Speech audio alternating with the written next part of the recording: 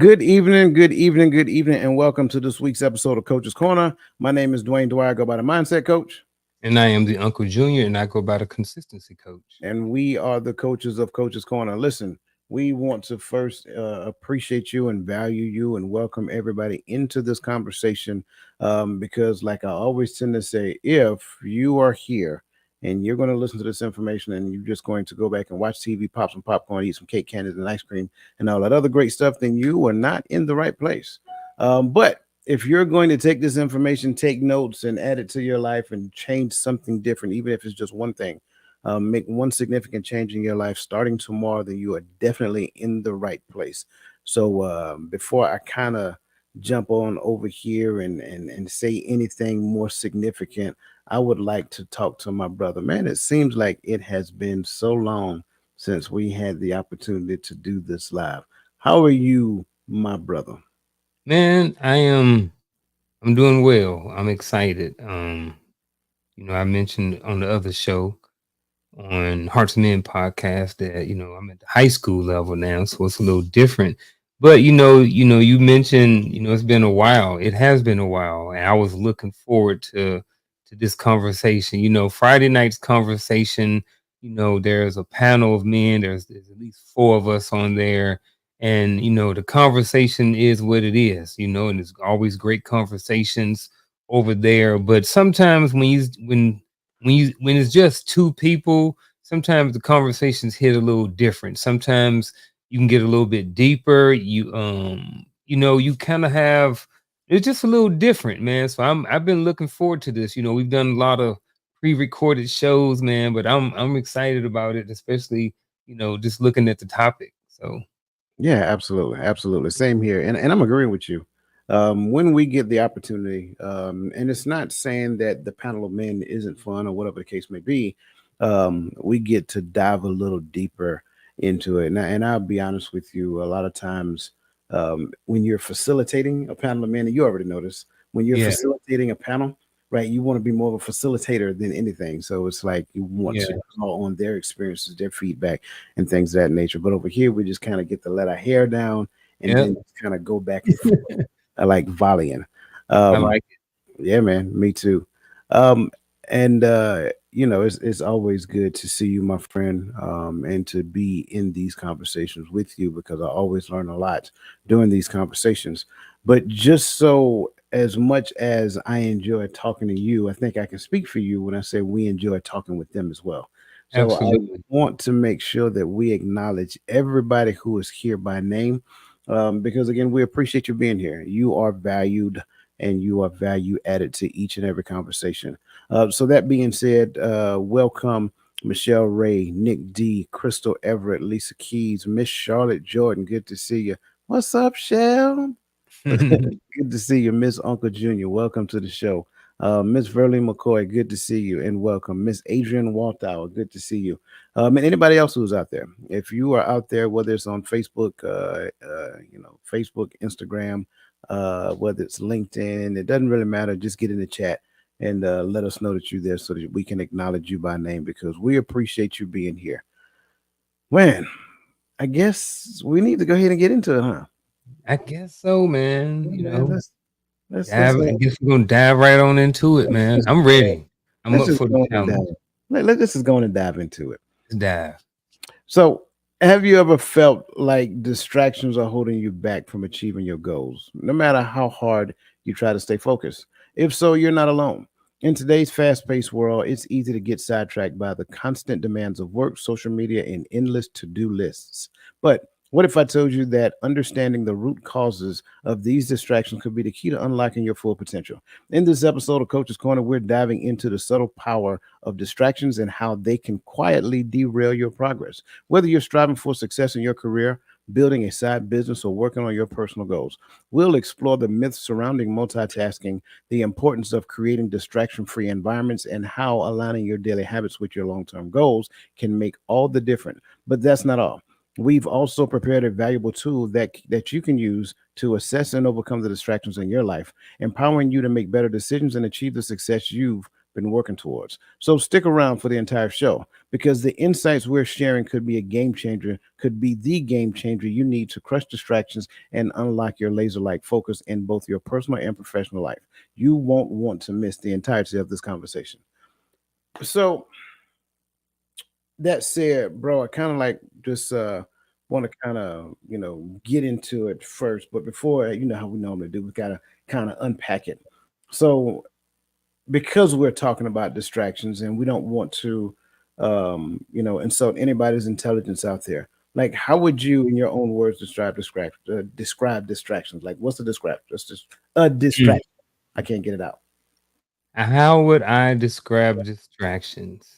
I would describe distractions as thieves, thieves of your time and your focus.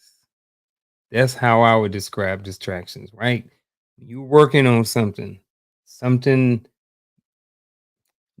grabs your attention, and then you focus on it when you're supposed to be doing something that you're supposed to be doing, or spending time with someone that you're supposed to be spending time with, or being in a conversation with someone you're supposed to be in a conversation with. So I look at it as time, I mean, as thieves of your time and your focus. I like that. Um, I agree. Um, I want to go back and I just kind of continue off of what you say. It's thieves of your time and focus. As we already know, time is the most valuable resource that you have, and your focus is the thing that prevents anything on the outside from interfering. So your focus, the more you focus on a thing, it allows you to put more energy and efforts in that thing, whether it's thought focus, whether it's hard, your hand labor, whatever that looks like. But I think this is a good time for me to talk about the difference between a distractor and a distraction. And I think a lot of times what we tend to do is we look at a distractor and call the distractor a distraction. A distractor is not a distraction. It is just what it is. And I stress that piece because it has to be something internal within me that attracts me to the distractor, that pulls me away from the thing that I'm doing. It is a lack of focus. It is something else. It is something internal going on in my subconscious that when this nice Texas burnt orange colored cup shows up, it just catches my attention out of my side view, right? Everything else doesn't catch my attention, but this cup does. Even though it is a distractor, it's not focusing on me, but it catches my attention so I can focus on it. So that is the one thing I wanted to add to what you're saying because I agree 100% with your point. Something that robs you of your time, something that robs you of your time and steals your attention away from what you're focused on. Are we going to get more into that as far as what a distractor is? Because I think for a lot of people, especially until they get to a certain level, a lot of times the reason why they haven't pushed forward in something is because of them being distracted by the distractor. But a lot of times the blame is on the distractor. So that's what I'm asking. Are we going to get more into that as we progress during the show? I mean, it's our show. We can get into it right now if you want to. All right, that's what I want to talk about that Yeah, because let's do that. we talk about mindset and stuff like this. We talk about mindset shift. We talk about consistency over here, and I think that a lot of times people blame the distractor. I think in one sense it's programmed, or it's how they may have been taught or how they have always been, Hmm. and maybe it's not until they get to a certain level of maturity or a certain level of consciousness or awareness to where they say, hey, it's not that, it's me that's being distracted by that. I can't blame the that, I have to blame me. So Can you give me an example, please, sir? I thought of one, and then I wanted to think about something else, and then I keep thinking about coming up with the same thing. I bet you it's the same thing I'm coming up with. Probably is men. Right? But I'm just like, man, I don't want to talk about it. But I guess, this is a platform, men and women, they're on here, they're listening. So a lot of times in some situations, men may see a woman, right? And they may look, say for instance, the woman has on X, Y, or Z, right? Or maybe she don't have on. Maybe she's showing a lot more body, or she's showing a revealing amount of body, right? And the guy may look, and then next thing you know, he's staring and he's there for a long time, right? And now he may have wrecked his bike, bumped into a pole, or something like that because he was focused or distracted on that nice young lady that was walking past. Right. So I think when you blame her for bumping into the pole, that's not the right thing to do. You have to blame yourself for not paying attention to your surroundings and allowing the distractor to be your distraction. Absolutely, absolutely. I agree. I will go a different route. I will use the infamous TikTok. Right. I think everybody is familiar with social media, TikTok, whatever you look like, right? And I think when you're working on something and you're focused and you hear that bell goes off, and then for whatever reason you feel like you need to go and pick it up. You don't know what it is, but you just pick it up just to see what it is. That's that's a distractor, but it caught my attention. So now my curiosity has gotten the best of me because it might be something I want to know. It might be important. Who knows, right? But then when I go there, I say, oh, this is a TikTok notification from Uncle Junior. And let me see what he sent me. He sent me a funny. Oh yeah, I'm all about the TikTok funnies, right? But then I go from that one to the next one to the next one to the next one. And the next thing you know, I'm on TikTok for 5 whole minutes. And it has drawn me away from the thing that I was working on. So I like, obviously I like your example because it's spot on. But I really like that example as well because everybody is TikToking these days. And TikTok can be addictive, if you will. You can go into the TikTok cat hole if you want to, and you'll stay there for a minute. Next thing you know, 30, 45 minutes done pass by, and you're like, oh my God, I didn't realize I was on this thing this long. But I was working over here. So it's not that TikTok did it. I promise you, the creators of TikTok did not know my name when they created it. So then the question I have to entertain is like, how did I get there?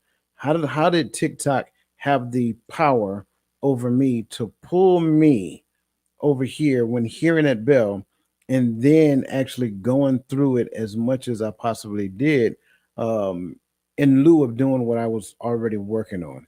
So is it TikTok? No, it can't be TikTok. Then it has to be something in me. And what is that thing? Like I have to ask myself some pertinent questions. Like, what is that thing that draws me to it every time I hear that bell? And I don't think we're over here talking about that TikTok is wrong or that TikTok is bad.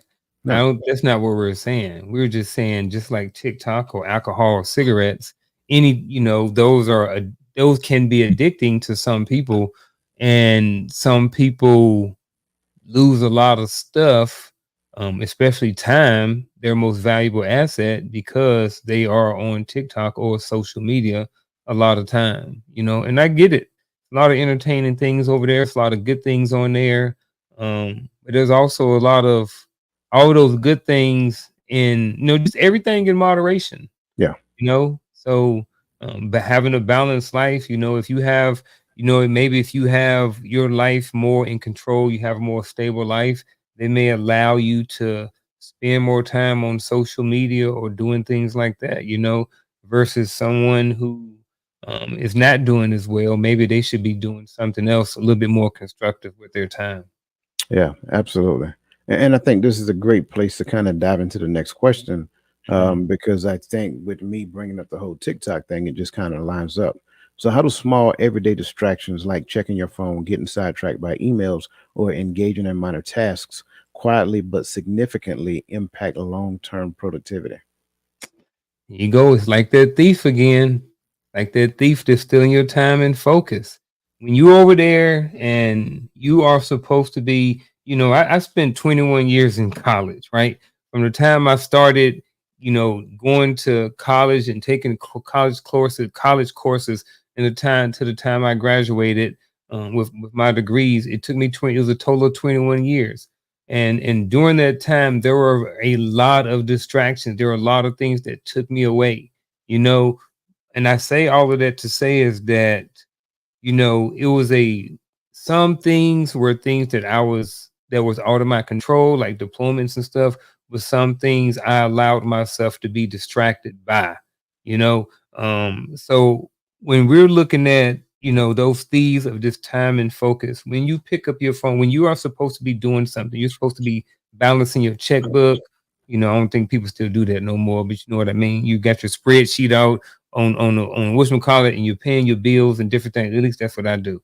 And you say, hey, you know what? I'm going to spend an hour over here on the computer doing what I need to do. And then I am going to get back to my life, or spend time with my wife, spend time with my husband, or something like that. And then for every few minutes or so, your phone goes off and coach is calling, and then Vic texts me, and then Roland send me a funny, and then Gaddy send me something. And then next thing you know, instead of me just putting my phone down, next thing you know, I've spent a total of that hour. I've spent 15 minutes working, and 45 minutes of that time has been playing on the phone. Yeah, I may have been doing something that I could have been doing, but at the time, I allowed those things to be a distraction to me. I allowed those things to take away my focus, and allowed those things to take away my time. Now I have to find another 45 minutes to go back and take care of what I've done. So now that 45 minutes has to come from somewhere. Either it's going to come from sleep, either it's going to come from spending time with a loved one. I mean, that time going to have to you're going to have to pay a consequence for that time. Yeah. It ain't nothing free. Ain't no free. This ain't no free lunch over here. Hmm. So You just said something, and I'm a big advocate of it. And that's why I'm real big on focus, and I'm real big on time.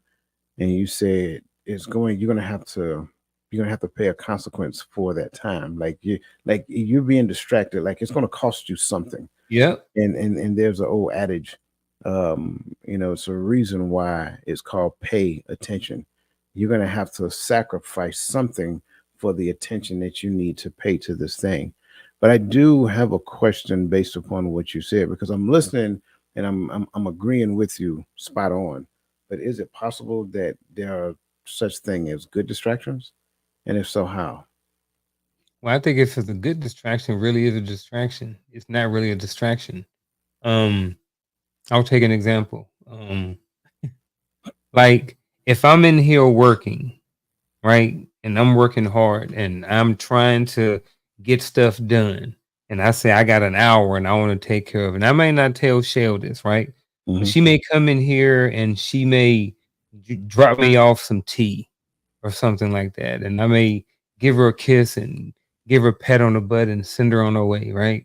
Like I don't look at that as a distraction. And if it is a distraction, I welcome the distraction. So if I welcome it and I don't mind being taken away for a minute or two to satisfy another part of my life, which is my wife, then I don't necessarily see that as a distraction. But I don't know. I don't know. Because on one hand, I think that's a good distraction. But on the other hand, using this same example, is it really a distraction? Um, so I think, and we kind of talked about distraction, anything that Mhm. pulls me away from something that I'm currently doing, right? Um, Mhm. it distracts me from that thing. It pulls my attention. It changes my focus, whatever that looks like. But what if I discover a thing along the lines of what I'm doing, and it pulls me in a different direction, right? And I'm really thinking about this, because I can get real focused on this aspect of it, because the more I learn about this thing over here, it kind of helps me to have a fully developed thought as it pertains to this. So I think as it pertains to certain things, there are branches and sequels, right? And branches and sequels allow us to go veer off the beaten path just slightly. But even though the branches or sequels allow us to veer off the beaten path, it gives us information as it pertains to the path itself. So I want to say yes, but I do like what you just said. If it is good, then it's not a distraction, right? I really do like that. I really want to think into that a Yeah, little bit more. If it is good, it may not necessarily be a distraction, but it still could be good, but not its appropriate time. that So, too. so it's like a number of different ways we can jostle this back and forth. So I do like that thought because I've often thought of that. Like, are there good distractions? My initial thought is absolutely. There have to be. If a thing if there is bad in the thing, then the only reason we know that the bad exists is because good is in the thing.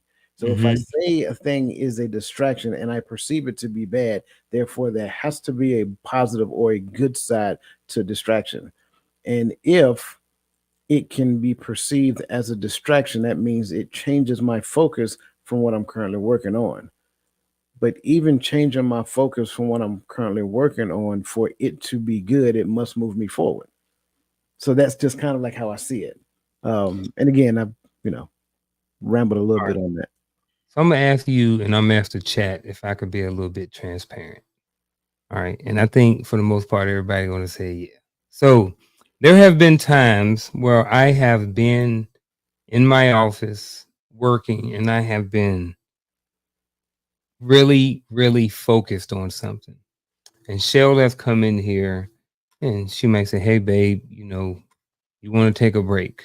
I really don't want to take a break, but I may realize that maybe we hadn't spent enough time together today, right? So I may go and I may peel off from working here for 30 minutes or so. And being honest, there have been times where afterwards I have regretted it. And then there have been times where I have been glad that I was pulled away. Now, in the moment that me being pulled away, I wasn't regretting spending the time with her, but I knew that there was a consequence that I had to pay later on down the road. I knew that I may have to stay up 30, 45 minutes later because now I have to get refocused back. I have to go back through my tabs and pick up exactly where I was at and then get focused back on this. So, being honest, like I said, there were times that I wasn't as happy, or I may have been frustrated after the fact because I still had stuff to do. But there were other times where I was like, man, I needed that break. And I'm glad that she came in here, So I think some of this has to do with when and if you are distracted by a good thing, there's still the after that still comes into play. Whether that's a good thing or whether that's a bad thing, whether you feel okay about it, whether you do not feel okay about it. Yeah, But I think that that's I don't know. I guess there was a little transparency, and I think that that's okay. yeah, I think that that's human. I think that there may have been times where the roles were reversed, and I took away some of her time. And actually, I know I have, well, especially when she was taking college classes. yeah, And I want to hang out and spend time, but she got to write a paper. I know for a fact that I distracted her sometime, or yeah, she allowed me to be a distraction. yeah. I think sometimes what can actually happen is that we can be so bogged down in focus. Like if I am focused and being productive at the same time, like I am moving the needle forward constantly in the direction that I want to go. That's not a time to bother me. That's not a time to interrupt me. But if I am focused and I don't have clarity of thought and I've been sitting there for a minute and I've done some work up to this point and now I'm at a point to where I've hit one of those branches and sequels and I'm trying to figure out which way I'm going to go and how I'm going to do this, whatever the case may be, then I may need that distraction. right? Because her pulling you away from that, right, could give you clarity of thought. Sometimes it's necessary for us to take a small mental break, right? Leave it there, go do something else, then come back to it, and now it just seems like everything just lines right back up. So I think in the space of that, that can actually be perceived as a good distraction, because here's the other side I was thinking about as well. Her pulling you away, well, she didn't pull you away so that you guys can go race down, I-95 doing 85 or whatever the case may be. Like, I wasn't going to do nothing bad or illegal or anything of that nature. So, like, all of that time y'all spend together is good time. It's like time being deposited in your relationship bank. So that's good time that you guys are spending together. Then when, okay, hour 20, 15, whatever, however many minutes we spent together here, I got to go back and finish what it is. Like, give me about another 2 hours and I'll be done for the rest of the night, right? So as long as it's not the 2 hours that you promise her, that kind of boxes you in and makes it more difficult to have thought, but that time that you spend with her can give you clarity of thought by having that mental break. You know, when you step away from it and then come back. Just my Yes. thoughts. Yep. The reallocation of time. Yeah, man. That's Absolutely. what I Absolutely. just wrote down. All right. Very good. Okay. So let's kind of dive into the next question here, because I think this is going to be good. Listen, as this question come up wherever you are, make sure that you go ahead and hit that like button. We appreciate you guys being here. Hit the like button and share it so that other people can get it as well. Okay, yeah, bring it up. Can me being the distractor merely me making a decision to distract myself? Um, So it is very difficult to say no, because everything you do requires a decision. But at the same time, I think the key point that we're driving is that something that's in me that's making me to drive that decision for that distractor to be a distraction. So to your question, sure, yes, I can say that, because again, everything we do is based on a decision, whether it's at a conscious or subconscious level. But what is that thing? That's how I have to say. Yeah. So yeah, great question. Okay, moving on to the next question. Antoine Lyons, good to see you, brother. I can't speak to you over here, but Antoine. yeah, I think he's on Facebook. Good to see you, brother. Okay, why is multitasking often perceived as a productive booster when research shows it fragments our attention and decreases the quality of work? Man, I used to think this was a good thing, and I think multitasking, based off of what people think it is, I think it's just more so redirection of focus. But if we want to use multitasking, we use multitasking. Um, but I think it's because it's something that people have been taught. I think it's something that has been ingrained in people. Maybe it's for people to work. I don't know. But it's like, oh yeah, you got to do this, this, this, and this. But a lot of times, like the question talks about, there's a decrease in the quality of work. You know what I mean? Most people, if you look at anybody who is super, super successful in whatever genre it is, they usually are not doing a bunch of things. They usually are really good at one or two of those different things. Not everybody is Bo Jackson. Not everybody is Deion Sanders. Those guys don't, there's not a lot of them. So I think that when it comes to multitasking or reallocation of tasks, I think that is a lot of stuff that people are just being taught, and I think that's really what it is at the end of the day. Yeah, I agree. It is definitely bad teaching. But I'll go a step further. Um, I think people just like to feel important. I think that's really what it is. And the more I convince myself that I am capable of doing multiple things, and then not only am I capable of doing multiple things, but I have also convinced myself that in the realm of doing multiple things, I can do multiple things at once. And in some cases, we also have to realize that there are some people who had to do multiple things at once. So in that aspect, it is a psychological conditioning to where we think it's a good thing, but really it's like being, and I don't know exactly what they call it, like being at a rail yard and you have multiple tracks and you see the thing switch to where the train has to go this way, then it switches back for another train to go another way. But it's really what you're doing with your attention. Um, it's not that you're multitasking. One thing you're doing is switching. You're switching from one thing to the other. So it's not like this thing is progressing forward when I do this thing. And sometimes I catch myself because I will come sit behind this desk and there are three things I want to do today. Those are the three things I'm going to focus on. But I will start one thing and then I will leave that one thing and move on to another. And then remember, I did not complete this thing. I promise you, I was making a spreadsheet, not a spreadsheet, a PDF file. And before and after making the PDF file, I was supposed to upload it into my Google Drive. And I left it sitting there because I'm in my mind, I'm like, I'm moving on to the next thing. And forgot I never put it in my Google Drive until I started closing windows for the evening. And I said, man, I didn't even put this thing in my Google Drive because I have a habit. Like once I put it in there, I automatically close it out. So that's just an example. Like I think we are hardwired and conditioned to feel important.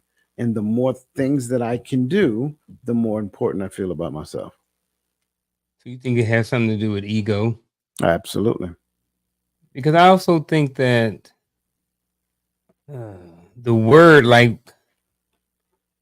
in a sense, if you take the literal meaning, I guess multitask. Like I can I can write, I can click, I can talk. I'm doing all of these different tasks, but I'm really only doing one at a time. So even though I am multitasking, I'm my focus, I'm not multi-focusing, if Right. that makes sense in a sense. Is that yeah.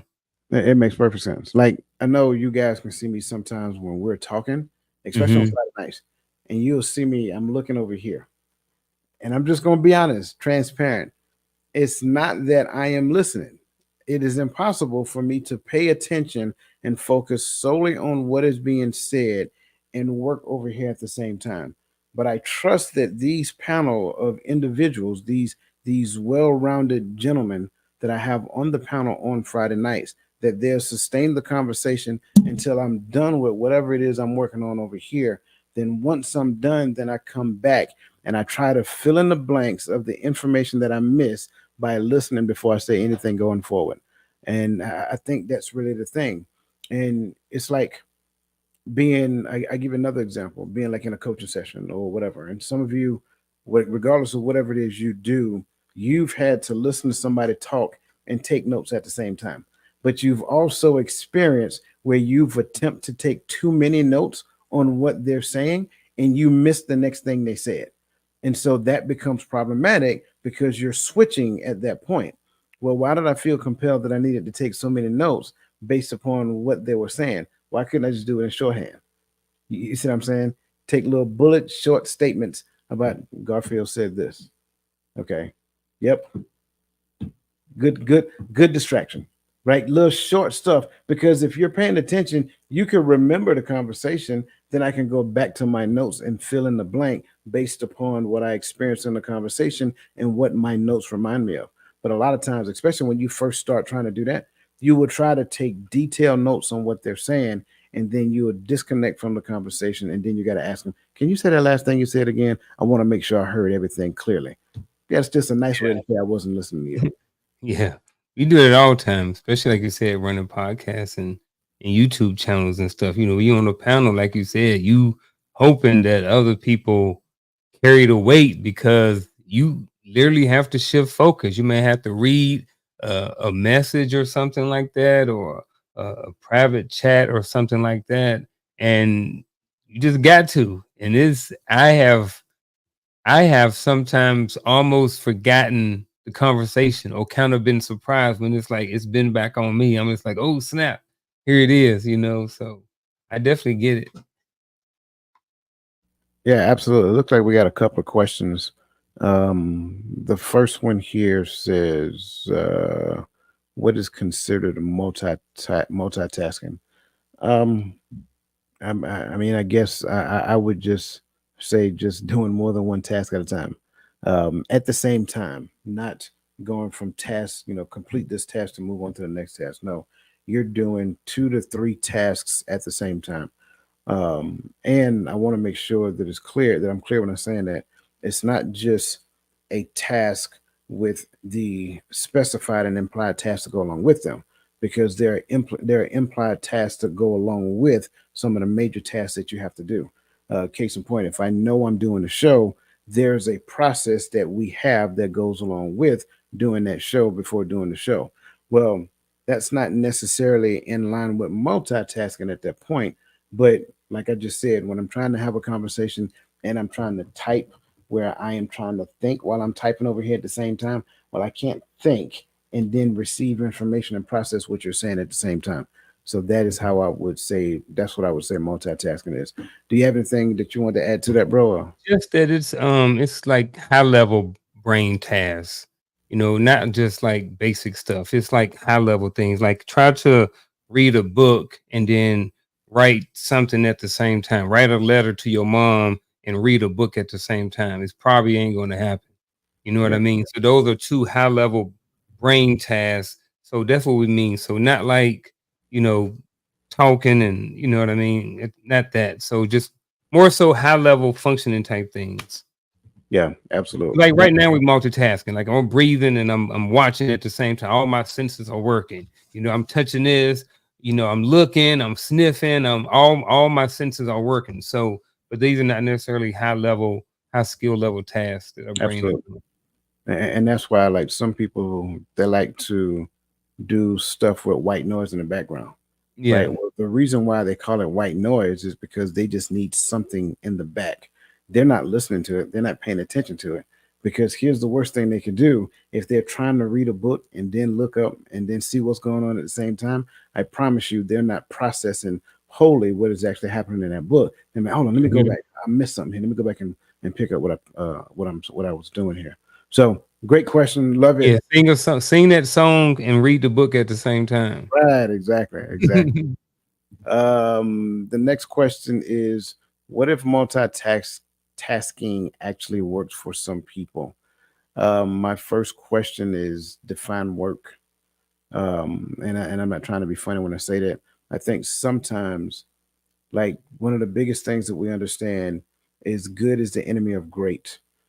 And so at the end of the day, maybe work could be just getting to completion, but it may not necessarily be a high level of completion. It may just simply be an accomplishing a thing. So that's where I would start at first. Like, what would we consider works? And then the other side to it, I will also ask, well, why do we believe that we can actually do it? Like, did we accomplish something? And I would go a step further. Like, did we accomplish a thing? Did that thing serve somebody else? And was it a thing of significance? Right? Or was it just simply me like taking the trash out while I was talking on the phone? Yeah. Because when you see them, and I'm not trying to be Yeah. funny when I say that. Like, if I'm talking about something like that, that's not what we're talking about when we're Yeah. talking multitasking. It doesn't really take me. It doesn't take a whole lot of thought energy for me to tie No that. high level brain tasks. Right, That's right, walking. Anybody can talk on the phone and carry out the trash. right. Now, I do believe someplace there are a select group of people that believe that they do multitask and they do it very well. Mhm. And I would say 2 thumbs up. Congratulations. Um, and again, it's not a negative thing if that's what they believe. But again, you hear people say it all the time. They joke and say, "I can walk and chew gum at the same time." Sure, but Yeah. one is more of a subconscious thing. Uh, Yeah. you see what I'm saying? I don't have to worry. I don't have to think about walking. So that's kind of like what I would say in relation to that. Your thoughts? Yep, same thing. I get that. And then I would like to know, like we're talking about, what are the multitasks? Like what are the things that we're doing at the same time? So Absolutely, absolutely. Okay, moving on. And again, by all means, keep the questions coming. You guys know we'll derail a whole show for questions. So the next one here, because again, if we're looking at laser focus, we want to make sure that we have a distraction-free environment. So, in your opinion, what are the key elements of a distraction-free environment? Um, I say that away from, first of all, I think it should be away from things that distract you. So if if you have to write a paper and you know that you're easily distracted by your phone, then maybe an element may be to remove the phone from your location while you're working on your paper. So I think that's one example. I think something else might be time, right? The time that you do it. If you got wife, if you got husband, if you got kids, you know what I mean? When is a time during the day where there may be less distractions in the house? Maybe you have to get up an hour earlier and do your thing when there is no distractions. So mine were, what did I say first? I forgot it already. But time, the other one in time. I forgot. I I was had a whole bunch of notes. Hey, I was multitasking. I Um, was multitasking. There you go. I was multitasking. Um, I think the first thing you mentioned was phone. I do remember you We had saying a phone. and I agree with that. Or the space, more so the space. I just use the phone, but like your workspace, where you're going to be working at. Yeah, and that's exactly what I was going to say first. Having a dedicated space to where you decide to do your work, I think that helps. It does something to you when you're in a prescribed location that has been deemed for working. That's why when we podcast, this is where you'll find me at, unless I'm traveling. um, I think that starts first. Because going back to the whole, if you have family members, whatever the case may be, they automatically know that once you go to that prescribed place, you're going to work. So that means something for them as well. That means not to bother, not to call, or whatever the case may be. If you are um, married or have a significant other, that significant other can actually be a buffer for you where you're in that place.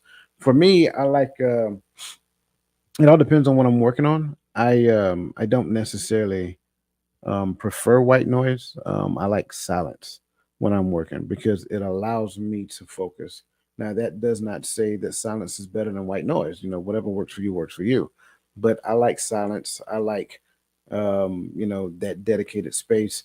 I also like light. Getting a little older there, Garfield. I Yeah. like light. I don't like muted light or whatever the case may be. And sometimes I can get caught in working off of natural light, and then the day starts transitioning and I get so caught up in what I'm doing before you know it, it has gotten dark in here. And I'm like, man, okay. So I think those things for me help.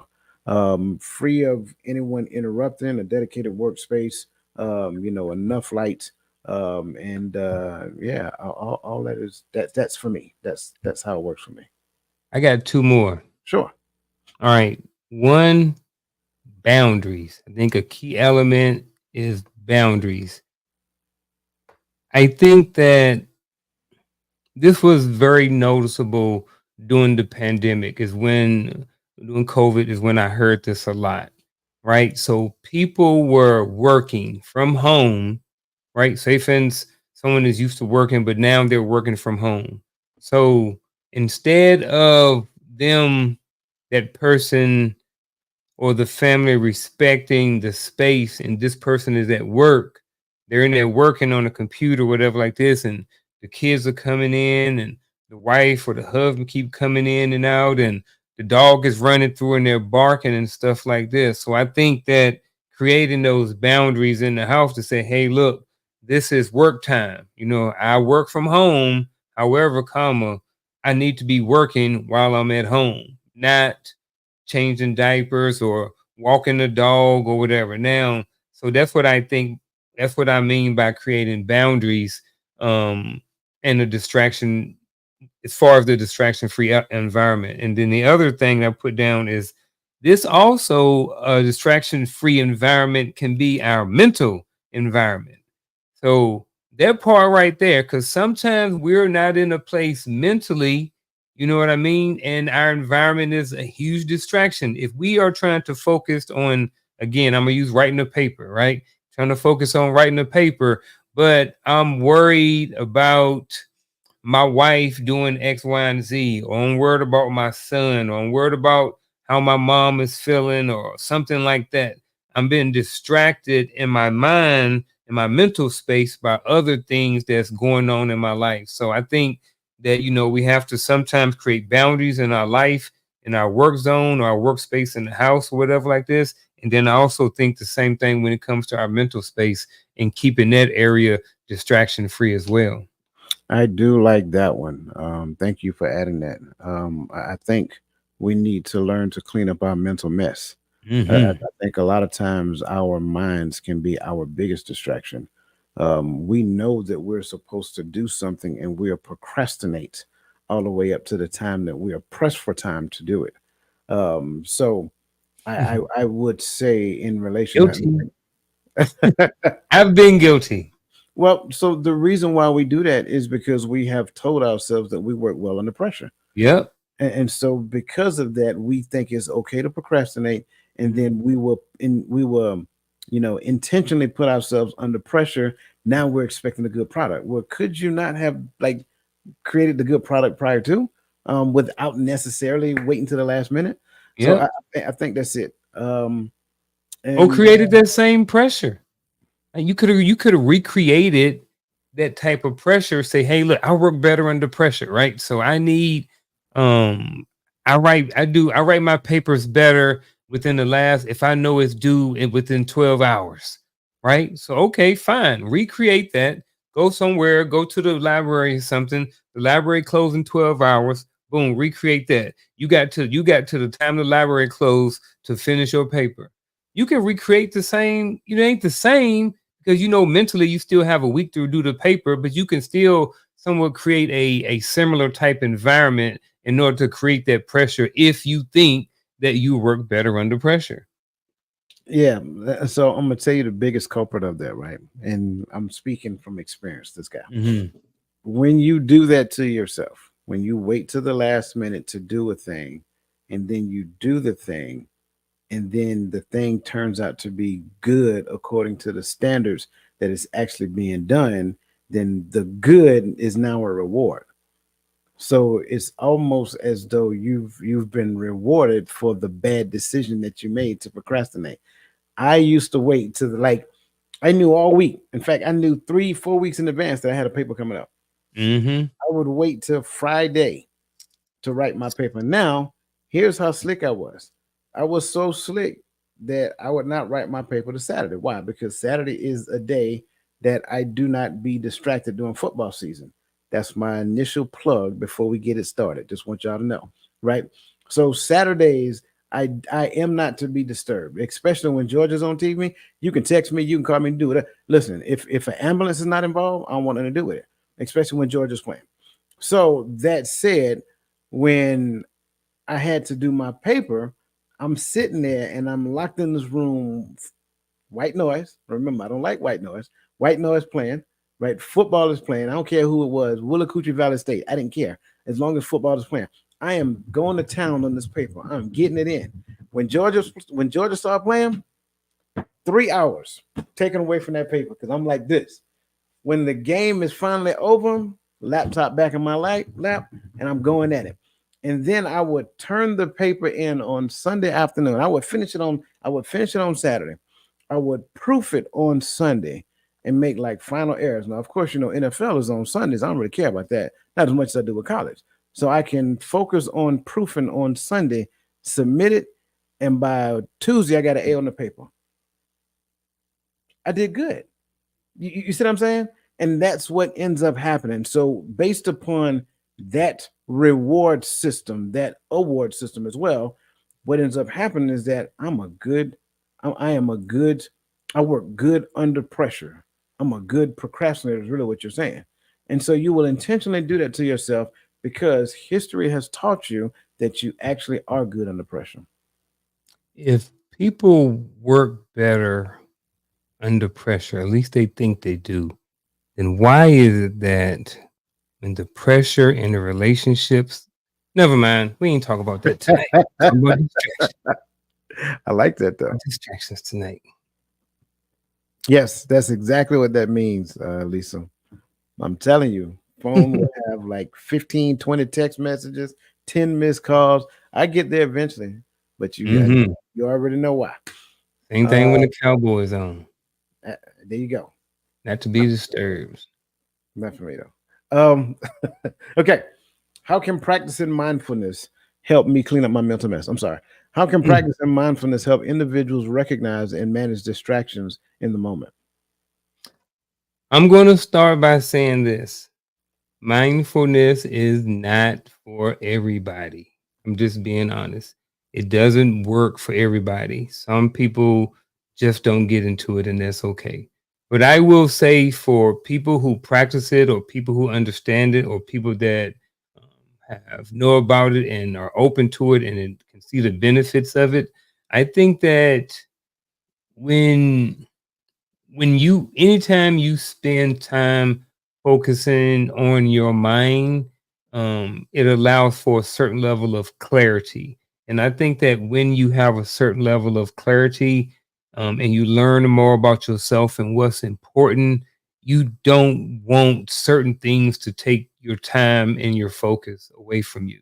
You know, when you are at a certain level and your mind is good, and you on your grind and you on your purpose or whatever like this, you don't want to be disturbed, you don't want to be distracted, you don't want your time and your focus messed up because someone walked by or someone said a dirty joke at work. Like, you don't want that to take away your focus. So I think that when you practice this mindfulness, it allows you to, as some people say, center yourself or become one with yourself, or just be whole or understand, in a lot more clarity. So I just think that when you do that, it just helps in other areas of your life. Yeah. May I ask a question before I Mhm. respond? You say mindfulness is not for everybody. Why do you say that? I just think that because some people are automatically just going to dismiss it. And I think those people won't benefit from it because they've already decided that it won't work for them. Mm, okay. So I just think it's those people. But I do think that anything that can allow a certain level of clarity can be beneficial. But Yeah. I just don't think that everybody's like, I'm shut down. No, no, no. I appreciate that explanation. I just want to know why did you think that, and it does make sense. I'm agreeing Mhm. with you. Um, I think for me. I think it's probably because they view it as something along the lines of yoga or something of that nature, and they Yeah. just want to do it. But it's different practices under mindfulness for those who are actually listening. Um, I And think, really understand what mindfulness is too. It's not yeah, just, "Ooh," that's not. exactly. Yeah, Yeah. yeah. You don't need to sit in a room with a whole bunch of sage and all that other great stuff, Yeah, right? exactly. Um, I think when we understand mindfulness is all about being present in the moment. I think that's the easiest way for me to describe it. So if I am present in the moment, I have a clear definition of everything surrounding me in my ecosystem. So not only does it allow me to understand my distractions, it also helps me to identify the distractors. And so the distractors that I'm still struggling with, I make sure that the distractors are not present so that it causes a distraction. The distractions that I manage well, I do the things necessary to ensure that it doesn't interrupt me. Put the phone on silent, turn it face down. Like if anybody's ever been around me, I do this all the time. I would take my phone and turn it face down because if I have it on silent and I walk past it, if I get a call, I can see it. If I can see it, then I answer it. But if I don't want to talk to anybody at that point in time, I put it face down. That way I can't see it and or hear it. Right. So managing distractions can become easier when I am present, when I am in the moment, and I have a clear definition of the things that are triggering me to do this, whatever the case may be. And it's not just definitions from the standpoint like, oh, this is a pen. This is a writing utensil that yields permanent ink. Now, that's not what I'm talking about. I'm talking about identifying the thing and understanding your connection to the thing. That's what I mean when I say definition. So now it's not just this particular pen. It's not just a pen, how I'm connected to it and why. Therefore, I can dissect the why for me and reverse the cycle through what we call reverse engineering. So that becomes a key as it pertains to this question. Okay, I thought you was about to you seeing you scribing over there. I just wanted to make sure. Yeah, that was for later. Okay, very well. Don't forget. All right, for the sake of time, let's move on to the next question so we can dive into Man, some of these other activities. bro. I know, right? How important is it to align daily habits with long-term goals, and how do I do that when I already have a full plate? Oh yeah, let's talk about consistency here. Um, Lining daily habits with long-term goals. Okay, so my long-term goal is to lose 50 pounds. So I have to align my eating habits, my movement, my sleep. I have to align that with my long-term goal of losing 50 pounds. Right? This is just an example. Just giving an example. This could be anything. You want to earn a degree. Well, you're going to have to take class after class. You're going to have to spend time studying daily, reading daily, doing homework daily in order to reach your long term goal, right? So these daily habits, when it comes to losing weight, when to come to getting accomplishments like degrees or promotions on your job. So you say, well, how do I do that when I already have a full plate? First of all, you need to determine what exactly is a full plate. How much of your time are you is really full, and how much of that time are you being distracted by something else? I ask people all the time, and people say they I don't have time to work out. I said, well, did you um and I was going to say something else, but I ain't going to say that. I say, well, did you sleep last night? And they say yes. When I say, well, you had time to work out. I said, did you go to the bathroom? Yes, you had time to work out. What did you watch on TV? Blah, blah, blah, blah, blah. There is always time to fit it in your day if that is really a long term goal of yours, right? There is always time. And especially when nothing worse, not nothing worse, but I hear people say they have a full plate and they are so busy that they don't have time to work out, but they're severely overweight. And I'm like, I don't understand this. And I'm not trying to be mean to anybody, I'm not trying to be little to anybody. But if you don't have time to work out, you're finding a lot of time to eat because you have to. So instead of spending as much time eating, take one of those meals and go work out. So I don't know why I went all off this. Maybe I got my shirt on consistency 365 today. Maybe I just put my fitness hat on for a second. But I say all that to say that they have to align with the long-term goal. If you want to be able to lose weight, or if you want to achieve a long-term goal, you have to incorporate what those things are in your daily life. You have to make sure that they're not full of distractions and see exactly what you're doing with your time. Because a lot of times, if you look at your plate, I would tell you this: pull up your your what month is this? August. Pull up your end of month August or your end of month July bank statement and see how many distractions you got in there. So do the same thing with your life or your day. Pull up your day, go back and look and see how many distractions you have in there that keep you from getting to what you need to get to. I went a little long. Amazon. Amazon is my distraction. I'm just gonna put it out there. Amazon is, yeah. Somehow I got to find a way to work Amazon into my long term goals. Budget, brother. I'm joking. Budget. I'm joking. I'm Real joking. talk. No, I'm real talk. I Yeah, budgeted Amazon $100 a month. I couldn't beat them, so I joined them. no, I'm joking. And I I got some am. stock too. Yeah, I am joking. Um, I love what you just said. What's up, Ken? I love what you just said, bro. How important is it to align daily habits with long term goals? Extremely important. Your long term goals give your daily habits significance.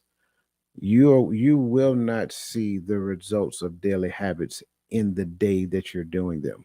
So over the course of time, what you will find is that you will begin to see the result. But here's the deal: if I am looking for it at the end of every day, then eventually that's going to be the reason I'm gonna quit, because it's not happening fast enough for me. You guys know we live in a microwave society. We need it to happen right now. Like if I'm paying for it, when do I get it? Why do I got to wait a whole week when I can get it right now? Like what's taking so long? So that's the world that we live in. Your long term goal is the thing in which your focus is supposed to be. So I am focused more on the long term goal than the result of my daily habits every day. So your long term goal gives daily habits significance. How do I do it? When I already have a full plate, I love what you just said because I am with you 100%. Here's the deal: half the stuff we do, first of all, we're not supposed to do. Secondly, we don't have to do. Now, they may be one and the same or not, you know what I'm saying? But a lot of us do things because we're trying to be important in somebody else's eye. I am not listen. I'm I ain't trying to be funny. I know some. I know this is gonna sound kind of shady. I'm putting it out there already. I get it. Uh-oh. But here's the deal: I love everybody, but everybody's not a part of my long term goal. So at the end of the day, bending over backwards to please everybody is really going to get in the way. I am not called to be a people pleaser. People pleasing is the thing that gets you in trouble. Just because somebody picks up the phone and call me, that does not constitute an emergency for me. It may reveal to me that you failed to plan, but just because you failed to plan, that does not move me to action. If we are in that space and every time somebody call you, it moves you to action, take a look in the mirror, because that might be part of the reason why you're struggling with a full plate. Everybody's busy. Let me say it that way. Everybody's busy. For the third time for the people in the back. Everybody's busy. So nobody is impressed when you tell us that you're busy. Everybody's busy. Take the automatic response off the table, and now what you're left with: decisions. So now the question becomes: do I have a full plate? Because I decided to add a little bit more. And I'm going back, I'm going in the Garfield language, but I'm using this as an analogy. Did I go back for a second helping of mashed potatoes? Because I had a little bit more extra plate. What about let me get that macaroni right beside the mashed potatoes. Well, you got two starches on your plate, bro? Biscuits too? Oh, okay. Well, that's the same thing we do in life. Oh, well, I got a full time job and I got this whole thing. And oh, yeah, me and Garfield podcasting tonight as well. But oh, yeah, I got to run. As soon as I get finished with here, I got to run and go pick up my cousin from work. And oh, yeah, then once I'm done, I still got a whole paper I got to write. I ain't even started yet. You see what I'm saying? Like a lot of these things are just simple decisions that we made. And the decisions that we made, here's the key: they weren't lined up with your long term goals.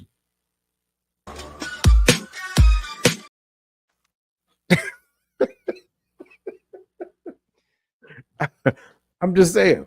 That was it. That was it, man. I can't. I don't have nothing to. I don't have nothing to say against that or with that. I don't have nothing to add to. All right. So I guess that takes Real, us to real, man. yeah, yeah, yeah. I guess that takes us to true false because we already at the hour, so we got to get through these so we can Yeah. get Okay. everybody out here. So true false. You True, guys false. ready? Remember, you put your answers in the chat. Here we True or go. false? Procrastination is often caused by a lack of motivation rather than an overwhelming number of distractions. Man, I think it's see the word often. I don't really know. I wanna I wanna say false, but I don't know why it's often called. I know procrastination is caused by both.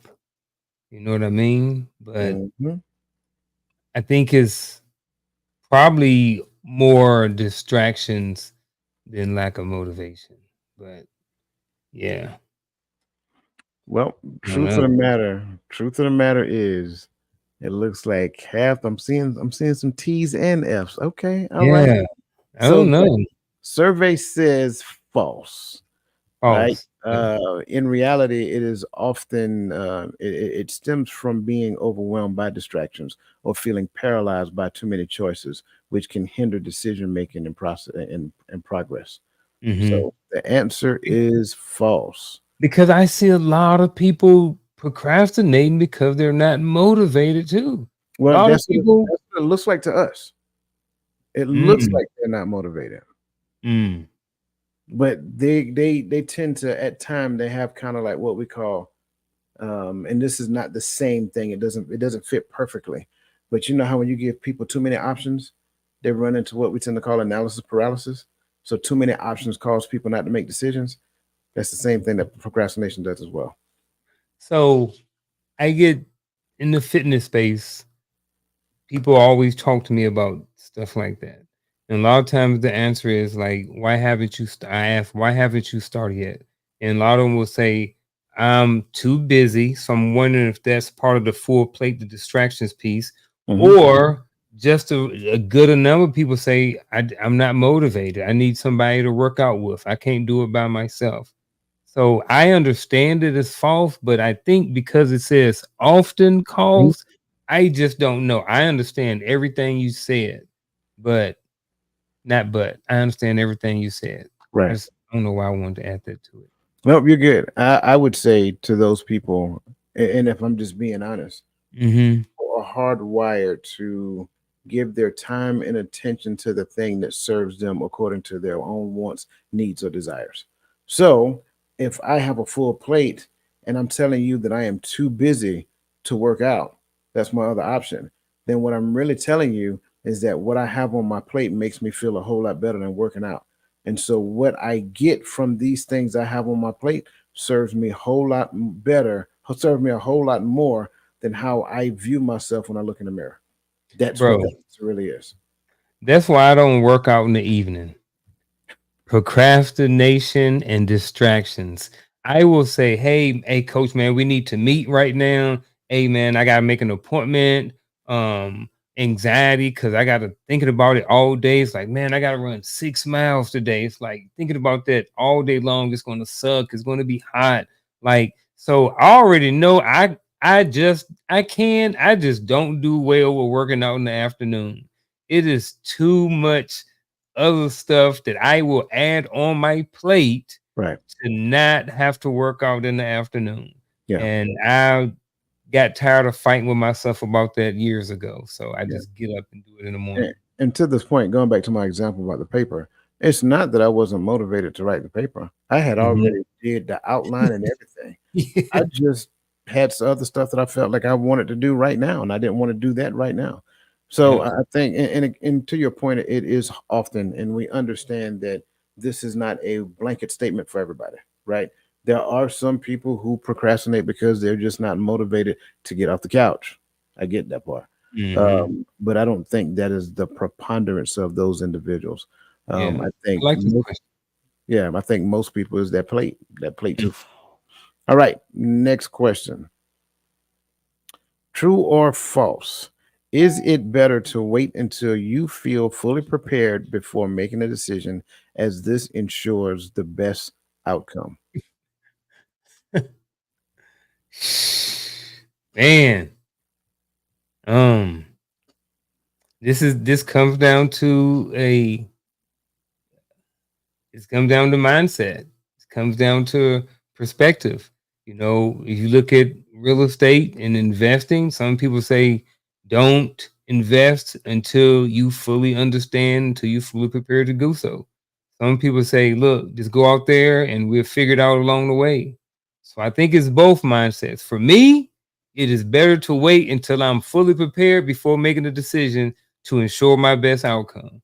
False for me all day long when out, but in most things in my life. Man, I'm confused. You said true and false at the same time. You know that? Did I? So, Man, which one are you saying? okay. The statement is false, or are you saying that? Oh, Yeah, you said the statement is false, but oh, then the you said statement is true. So the statement is It's true. for me, the statement is true. It is better to wait until I feel fully prepared before I make a decision. So for me, it's true. Get that woman right there a star. That one right there, the one that said, "Ain't about your feelings." Get your feeling off the table. Nobody, hey, nobody care how you feel. I get it. False. I That's the get answer. it. The The answer is answer is false. false. The answer is false. Mm. Because so this kind of so this is the other side to it. This is one of the biggest traps that we do. Once I do this, then I can do that. Right? Once I get and I use this one, once I finish this certification, then I can move over into the space and do this. So once I do this, then I can do that. And so it's this now, but once you're done, then later on it's going to be this. And it's going to always be something because that reveals this thing we call perfectionism. So you're never fully equipped in your mind to do the thing until you put your hands on the plow itself. Once you put your hands on the plow and start pushing, then you'll realize that, man, I could have been pushing this about 5 years ago, but I felt that I needed to be like 6'4" to push the plow. No, not necessarily. So, fully prepared, you will never be fully prepared.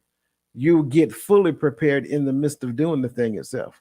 What I've heard in relation to and I use my little bit of experience to the investing gurus, right? The investing gurus tell you straight up, so you are never fully prepared. You'll never be able to predict the market holistically. You go Nope. based upon trends. So that's the thing. And then this again, another aspect of analysis paralysis. You stay stuck in a decision of not making the decision, which is a decision in and within itself. So the answer is false. All right. Third one. Multitasking helps you get more done in less time, making it a useful strategy for managing daily responsibilities. That'll be a false. What say y'all in the chat? So I'm looking. I'm looking. I got beans, greens, potatoes. I'm sorry. That just kind of remind me of them. Okay, I see some F's coming up. So yeah, that one is actually false as well. Yeah, I Okay, say false on that one. absolutely, absolutely. Okay, that takes us to the multiple guess. All Uh-oh. right. I didn't even So look at these. what's that now? I didn't even look at these. That's all right. That's all right. Um, wait, was there a scenario? Yes, I got to read the scenario. Hold on. Let me go find it. Um,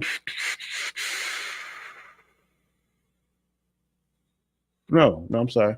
The scenario is the last one. I do apologize. This one was different. Okay. Decision making hurdles. What is often the root cause of feeling overwhelmed when trying to make a decision? One is lack of information. Two, fear of making the wrong choice. Three, too many options and distractions. And four, lack of time. A, B, C, and D. Let's just do that. A, B, C, and D. Um, because we're on this topic, I'm gonna say C. Okay. I think, man, I definitely understand the fear of making a wrong choice too. That's something that, you know, I have often struggled with in the past, especially with raising kids. You always worry about if you make the right choice. So, Yeah. um, yeah, I think because of the topic, I'm going to say C, but my gut want me to say B. Yeah. So here's the thing: you're not wrong. You're not wrong with either or. Okay. The singular correct answer is C. Mhm. But you're not wrong if you feel B is one as well. It's just not. It's not the singular correct answer. But can it be a reason for being overwhelmed? Mhm. Because you fear making the wrong choice, and yeah, yeah, absolutely. Also, I can also throw in there lack of information, right? And if I tie A and D together, and put it to the point to where I have to make a decision in a short amount of time, but that decision requires some information that I do not have, then I can feel overwhelmed with that as well. But the singular answer, if we just held you to one, the singular answer would be too many options and distractions. All right. So Mhm. y'all being nice over there. Yeah. I want to see everybody responding. I got you. I got you. Okay. Which approach is most likely to lead to consistent progress in achieving goals? Again, which approach is most likely to lead to consistent progress in achieving goal? A, waiting for the perfect moment to take action. B, making a detailed plan and sticking to it rigidly. C, taking small, consistent steps while adjusting as needed. And D, relying on motivation and inspiration to guide action. Here we go. Mm. Not seeing no answers come across the chat. Where y'all at? Yeah, because this one is the same thing. It could be B, it could be C. I understand taking small, consistent steps while adjusting as needed, right? In order to achieve a goal. But I also understand the mindset behind people who need that detailed plan and they stick to it. You know, that person that comes up with that 20 tweet, that 20-week um fitness plan that before they go on stage for a show and Mm-hmm. they stick to it. I definitely understand that. Yeah. But I also understand someone who may not, going back to health and wellness again, who's someone who may be trying to lose weight, and it may take them, they can't do that yet. Their mind is not there yet. So they are taking small, consistent steps and then making slight adjustments along the way. Yeah. So mine is B, mine is C. I'm right in there. Yeah. I'm agreeing with you. The perfect answer is B and C. The single solitary answer is C. And the single solitary answer includes the notion of mental agility. If we are not agile in our thinking, what ends up happening is that we can make a detailed plan and attempt to stick to it rigidly, but part of that plan is going to teach me that part of my plan is wrong. So, in the midst of understanding what parts of my plan is wrong, I need to be willing and able to make those adjustments. And the longer it takes me to make those adjustments, the less agile I am. Therefore, I'm going to experience a lot of frustration, anger, and depression, so forth and so on. So, C is definitely the singular answer. But I think if you do B, take the rigidly off of it and then add C to it, that's the perfect answer. Okay. Hmm. I think this one, okay, one more. And then I got one for everybody to put on the message board. Okay. Overcoming distractions. Which of the following is the most effective way to overcome distractions? Again, the most effective way to overcome distractions. Increasing your workload to stay busy, identifying and eliminating triggers of distractions, using technology to block all distractions. I don't know how you're going to do that. And relying on willpower alone to stay focused. Probably B. Um, Identifying and eliminating triggers of distractions. Man, I like I it. mean, use the technology to block distractions. That won't block all your distractions. Man, You know what I technology by mean? itself is a distraction. Yeah, exactly. And even if even like right now, and I can put my phone on do not disturb, but the dog could still come in here, or someone can knock on the door, the doorbell could still ring. I can't eliminate or block all distractions with technology. Increasing your workload to stay busy definitely it doesn't do it, you Yeah, know. Um, yeah. yeah, I definitely mean, B. willpower alone, some people have it, but Some people have it for certain things. yeah, Willpower only works so much in the arena that you have the will to do yeah, so.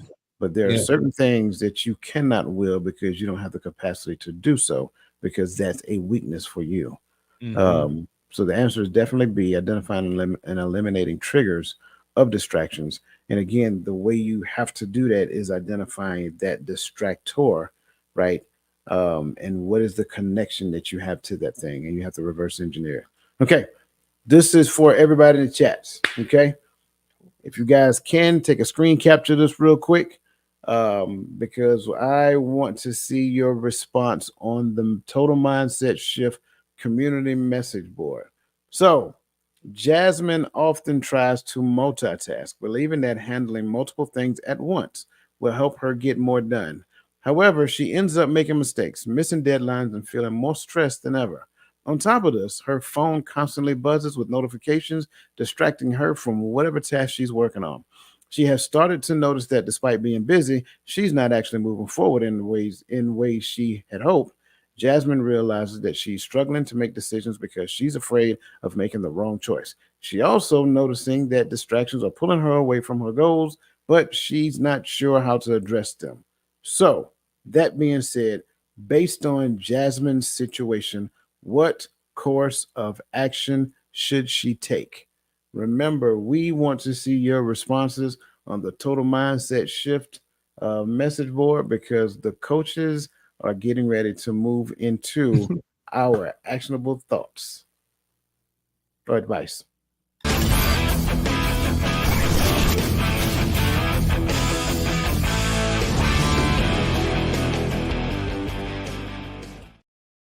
Who's going first, man? We never decided. Me, I'll go. Okay, very well. I'll roll first. All right. So actionable advice for the next 7 days. What I want you to do is to every single day, at the end of the day, go back and look at your day and see and look at, if you can, all of the distractors that you had during the day.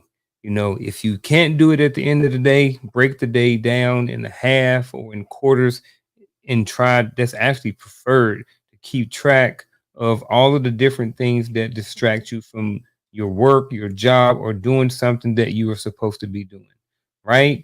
And then if you can, try to look at, see at how much time you wasted or how much time it costed you or how unproductive you may have been. So whatever you do with this data is up to you, but I think it's always a good chance. I mean, I think it's always a good opportunity that we sometimes pull our credit report at least once a year to kind of see, if there's anything on there. I think it's a good idea to look at your bank statement every month or every other month or so to, especially if you're getting in the habit of trying to save money or do right by your finances, to see exactly how you spend. And the same thing with your life. I think it's important that we look at our life and look at our day and see where we're wasting time, see where these distractions are, and see if we can fill in this time. Now, this doesn't necessarily mean that you have to fill in this time with something rigid or that you got to be watching Coach's Corner or the Empower Perspective podcast. You can, but it doesn't mean that you have to be doing something educational, but you need to be doing something. But see if there's something that you could be doing with your time that is more valuable than wasting it being distracted by a distractor. That's my actionable advice for the next week. Man, that was really good. I would say for me, take the time, identify a major distraction. Like, what is the thing that really pulls you away from doing the things that you really need to do? Is it TikTok, right? Or is it Facebook, Instagram, whatever? Is it the TV? Is it just surfing the internet? Whatever that looks like. Um, Identify that thing. What is it about that thing that distracts you? And then ask yourself the question, right? Not just what is it, but what is the connection that you have with it? And then what you have to do at that point is come up with ways, come up with courses of action, ways to sever that connection, and then try those different ways out. Are you willing to go cold turkey? Are you looking at weaning yourself off that via a process? Whatever, do you need an accountability partner to do it? Measure the amount of time each week moving forward that you spend with that thing if you're going to do cold turkey. If you look at your screen time and your screen time says, and you guys know your phone tracks your screen time, it will tell you. If you look at your screen time and your screen time says 10 hours this week, then your goal should be 8 hours the next week or something of that nature. As long as moving away from it is your goal. Come up with what an acceptable amount of time that looks like. Maybe cutting it off completely is not the right thing to do. Maybe just reducing the time that you spend with it. So you have to decide what severing that distraction look like. Again, identify good distractions that you have in your life as well. I really do believe that's the thing. If we do not identify those things and just put them all as just distractions, then we might be missing valuable time that we can spend with people who are actually there to help us move forward. And so, with that being said, that is my actionable advice. As Man, always, it is I, good. I'm sorry, go ahead. I was just going to end the show. I was going No, to go wrap ahead. it up. You got it. Go ahead. Go ahead. Yeah, man. As always, we appreciate everybody for being here. Appreciate you guys for being in the chat. Make sure you check us out again next Tuesday for another episode of Coach's Corner. Make sure you tune in and stop by the Empower Perspective podcast this Friday at 8 p.m. and check out another great episode over there. And is there anything else, Coach? Check the show notes. Check the show Check the notes. show The show notes. notes.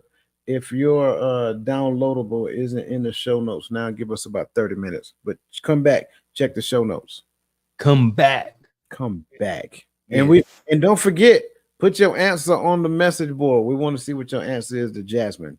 Jasmine's Jungle. That's gonna be something. With that.